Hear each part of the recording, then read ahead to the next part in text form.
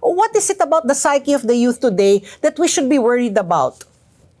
Okay, siguro una-una dahil kasi before, parang sasabihin natin, hindi lang talaga ito nangyayari sa pamilya na merong problema or whatever na ganito. Parang nagiging kombinasyon na siya or yung compounding experiences na nararamdaman ng isang kabataan.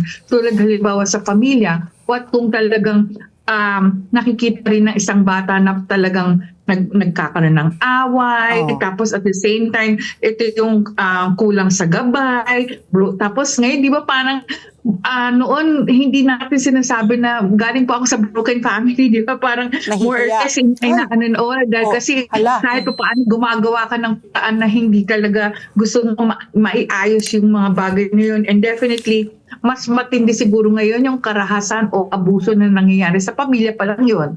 So what if kung pagdating sa community, yung tinatawag natin epigenetic na sa surrounding niya, parang ordinary niya yung nakikita nilang pumapatay, nananakal, or nanununtok pag merong mga konting away na ganyan. So, nandun yung pressure and then definitely you want to belong. So, di ba dati hanggang hindi naman ganyan pero ngayon sobrang criminal ang minds to the point na nagnanakaw. So, ang daming, ang laki ng effect nito. Especially, siguro, sabihin na natin, naging malaki rin ang epekto ng SOCMED. Nako. Kaya.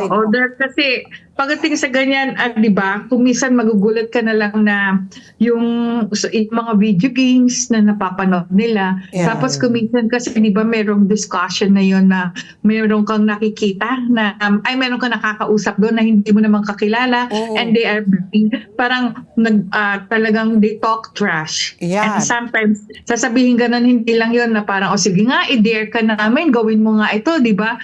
Parang yung bata hindi na umaabot sa punto na talagang ginagamit niya yung kanyang pag-iisip, rather impulse na lang na parang sige nga, subukan natin. So parang puro emotion yan. Yun yung nagiging malaking problema. At the same time, syempre, pag hindi mo naman ginawa yun, mabubuli ka naman, cyberbullying naman, besides the physical bullying na pwedeng makikita sa loob ng paaralan. So ang laki talaga ng mga factors na yun.